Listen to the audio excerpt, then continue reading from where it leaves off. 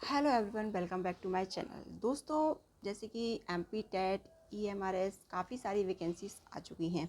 तो हम जिस भी सब्जेक्ट से किसी भी गवर्नमेंट जॉब की प्रिपरेशन कर रहे हैं, उसके हम नोट्स कैसे रेडी करें, वो टॉपिक मैं आज आप लोगों के साथ लेकर आई हूँ। आप वीडियोस को लास्ट तक देखिए, आपको बहुत ही बेनिफिट होने वाला है। Hello everyone, welcome back to my channel. दोस्तों, जैसे कि सभी को पता है, काफ़ी सारी गवर्नमेंट जॉब की वैकेंसीज आ चुकी हैं। तो हम उसकी प्रिपरेशन कैसे करें एंड हम नोट्स कैसे रेडी करें, साथ में हम किस चीज़ से स्टडी करें और स्टडी का पैटर्न क्या होना चाहिए, वो सारी चीज़ें आज हम इस वीडियोस में डिस्कस करने वाले हैं। तो प्लीज़ आप लास्ट तक जुड़े रहें, क्योंकि आपको बहुत ही शानदार बेनिफिट आइडियाज़ मिलेंगे। तो चलिए स्टार्ट करते हैं। आज हम इस वीडियोस में डिस्कस करने वाले हैं। तो प्लीज़ आप लास्ट तक जुड़े रहें, क्योंकि आपको बहुत ही शानदार बेनिफिट आइडियाज़ मिलेंगे।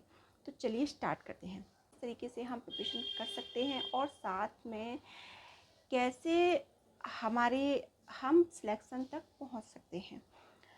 चलिए, तो देखिए, सबसे पहले दोस्तों, आप जिस भी गवर्नमेंट जॉब की प्रिपरेशन कर रहे हैं, उसके लिए सबसे पहले आपको अपना सिलेबस निकालना है। सिलेबस निकालने के बाद आपको टॉपिक वाइज उस एक एक चैप्टर्स को, कंटेंट को आपको सेपरेट करना है। अब आपके पास टॉपिक्स आ चुके हैं। अब आप लोग क्या करते हैं कि हम बहुत ही अच्छे बड़े राइटर्स की बुक ले आते हैं, और जो बुक लेकर आते हैं तो उसमें जो दिया जाता है वो बहुत ही अच्छे लेवल का दिया जाता है। सपोज़ करो, बहुत सारे लोग स्टार्टिंग से प्रिपरेशन कर रहे हैं, जिनको एक्सपीरियंस नहीं है, वो वहाँ पर जाकर थोड़ा सा फंस जाते हैं। उनको चीज़ समझ नहीं आती कि हम कहाँ से शुरू करें और कहाँ से एंड करें, और बस उसी में वो उलझ जाते हैं और अपनी मंजिल तक नहीं पहुँच पाते। तो दोस्तों, सबसे पहले आप अपने टॉपिक को निकालिए। वो टॉपिक आपको क्लियर है कि जो टॉपिक है उसमें क्या पूछा गया है, या उसमें क्या क्या आता है, या उससे संबंधित क्या क्या होता है। अगर वो आपको टॉपिक क्लियर है तो आप पीवाईक्यू और नोट्स बनाइए। अदरवाइज़ आप किसी भी छोटे क्लास की बुक ले लीजिए। सपोज़ दैट मैं आपको अपना एग्जांपल देती हूँ। जैसे कि मैं हिंदी से हूँ, तो जैसे हमारे में संधि आती है, भाषा आती है। सपोज़ दैट मैंने संधि लिया।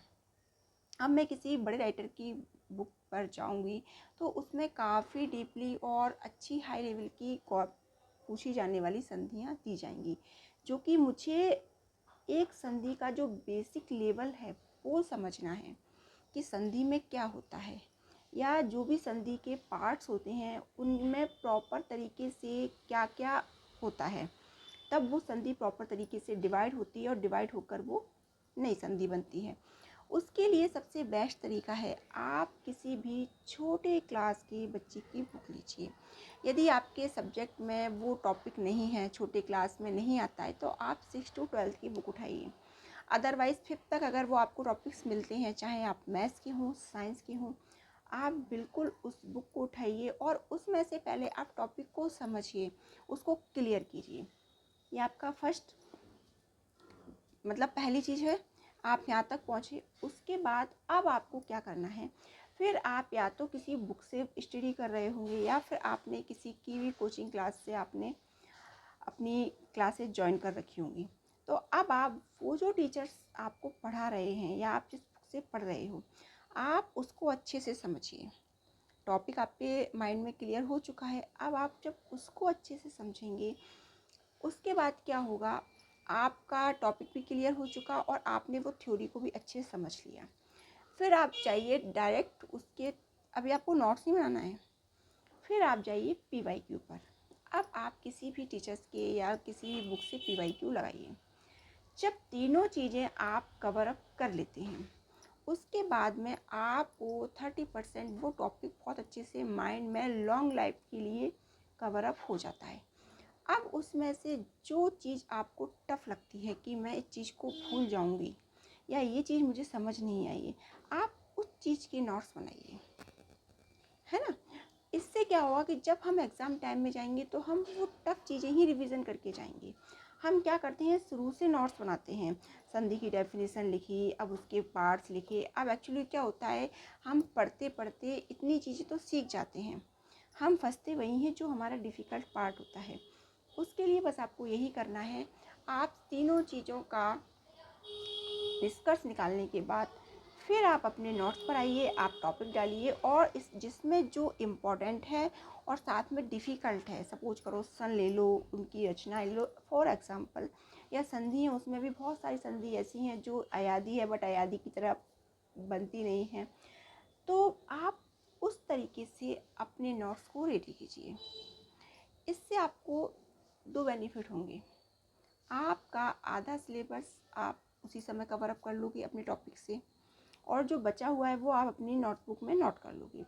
इससे क्या होगा कि जब आप एग्ज़ाम टाइम पे हम क्या करते हैं, हम क्या भूलते हैं, सरल चीज़ें तो हमको याद होती हैं, टफ चीज़ें ही भूल जाते हैं ना। इस वजह से क्या होता है, जब हम बहुत सारे नोट्स बनाते हैं तो हम स्टार्टिंग में जब हम नोट्स बनाते हैं तो हम सरल चीज़ों से स्टार्ट करते हैं, पहले परिभाषा, फिर प्रकार, फिर उसके एग्जाम्पल, है ना। तो जब हम रिवीजन करते हैं ना तो परिभाषा एग्जाम्पल हम इतनी बार रिवाइज करते हैं क्योंकि हम स्टार्टिंग से करते हैं, ऐसा तो नहीं है ना कि हम उस पर आ गए। तो हम जो कठिन पार्ट होता है ना किसी भी टॉपिक का, उस तक नहीं पहुंच पाते। तो आप इस ट्रिक को फॉलो कीजिए और नोट्स बनाइए और फिर आप किसी भी एग्ज़ाम की PYQ लगा कर देखिए और आपने उसमें कितने मार्क्स स्कोर किए हैं आप खुद एनालिसिस कीजिए। तो दोस्तों ये था मेरा आज का छोटा सा वीडियो। यदि आपको पसंद आए तो आप मेरे चैनल को सब्सक्राइब कीजिए और कमेंट में अपनी राय ज़रूर देना कि आप किस चीज़ की प्रिपरेशन कर रहे हैं, और आप ऐसे ही एजुकेशन से जुड़ी हुई किसी भी टॉपिक के लिए और अपनी प्रॉब्लम के लिए आप मुझे कमेंट करके ज़रूर बताएं। मिलती हूँ मैं आपसे नेक्स्ट टॉपिक पर नेक्स्ट आइडियाज़ के साथ। जब तक के लिए राधे राधे।